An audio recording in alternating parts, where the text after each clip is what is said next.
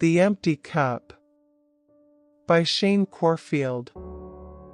Once upon a time, in a small village at the foot of a mountain, there lived a young man named Taro. Taro was an ambitious student who had always been fascinated by the teachings of Zen Buddhism. He had read countless books on this subject and had even practiced meditation on his own, but he knew that he still had much to learn.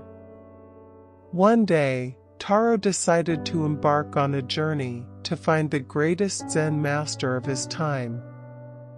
He packed a small bag with some food and water and set out on his journey, determined to find the master and learn from him. After several days of traveling, Taro arrived at the master's temple, located high up in the mountains. The temple was simple and serene, surrounded by trees and with a small garden in front. Taro approached the entrance and knocked on the door. The master greeted him with a warm smile and invited him inside. They sat down at a low table, and the master began to pour tea into Taro's cup.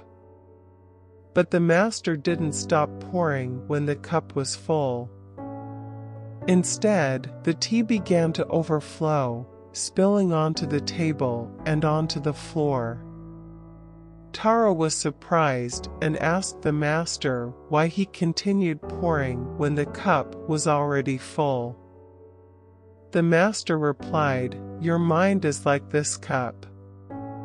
If it is already full of preconceptions, judgments, and beliefs, there is no room for new knowledge and understanding." Taro was taken aback by the master's words. He realized that he had been so eager to learn that he had already filled his mind with ideas and opinions. He took a moment to reflect and then asked the master how he could empty his cup. The master smiled and told him to simply let go of his preconceptions and be open to new experiences. He advised Taro to approach each moment with a beginner's mind and to be willing to learn from anyone and anything. Taro spent the next few days at the temple, practicing meditation and learning from the master. He tried to let go of his preconceptions and see the world with fresh eyes. He realized that there was always more to learn and that the path to enlightenment was a lifelong journey. On his last day at the temple, the master poured Taro a final cup of tea. This time, Taro's cup was empty, and the tea filled it to the brim. The master nodded approvingly, and Taro thanked him for the valuable lesson. As Taro walked away from the temple, he felt lighter and more enlightened than he ever had before. He realized that the journey to enlightenment was not about reaching a destination, but about the journey itself. And he knew that he would continue to empty his cup and learn from the world around him, with a beginner's mind and an open heart. But Taro's journey was far from over. He wanted to deepen his understanding of Zen and to learn from other great masters. So, he set out on a new journey, traveling far and wide in search of wisdom and enlightenment. Along the way, Taro encountered many challenges and obstacles. He faced harsh weather, dangerous terrain, and unfriendly strangers. But he persevered, always keeping in mind the lessons he had learned from the master at the temple. One day, Taro arrived at a new temple, where he hoped to learn from another great Zen master. But when he met the master, he was surprised to find that the master was not what he had expected. The master was a gruff and rough-looking man, with a thick beard and piercing eyes. He didn't seem to care much for Taro's presence and barely acknowledged him. But Taro didn't let this discourage him. He remembered the lesson of the empty cup and approached the master with an open mind and a humble heart.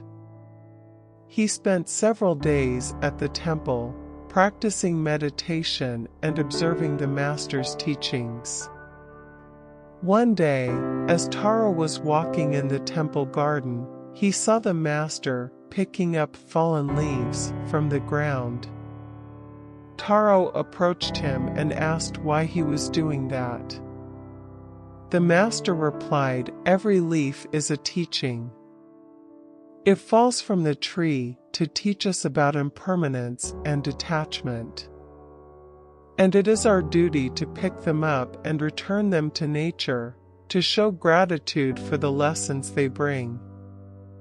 Taro was struck by the simplicity and beauty of the master's words. He realized that even the smallest things in life could hold great wisdom and insight. As the days passed, Taro continued to learn from the master, despite his rough exterior. He learned about the impermanence of all things and the importance of living in the present moment. He also learned about the value of hard work and discipline, and the power of compassion and kindness. Taro stayed at the temple for many months, absorbing all he could from the master's teachings. He grew in wisdom and understanding, and his mind and heart were more open than ever before. Eventually, Taro realized that it was time for him to leave the temple and continue his journey. He thanked the master for all he had learned and said goodbye. As he walked away from the temple, Taro knew that he had gained much from his time there. He had learned that wisdom could come from unexpected sources, and that true understanding required an open mind and a humble heart. He also knew that the journey to enlightenment was never-ending, and that he would continue to learn and grow with every step he took. But he was ready for the challenges ahead, armed with the lessons he had learned from the masters he had encountered. And so, Taro set out on his journey once again, with a light heart and an empty cup, ready to receive the teachings of the world around him. Thank you for listening.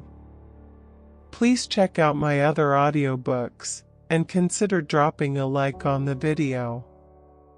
It helps me out a lot.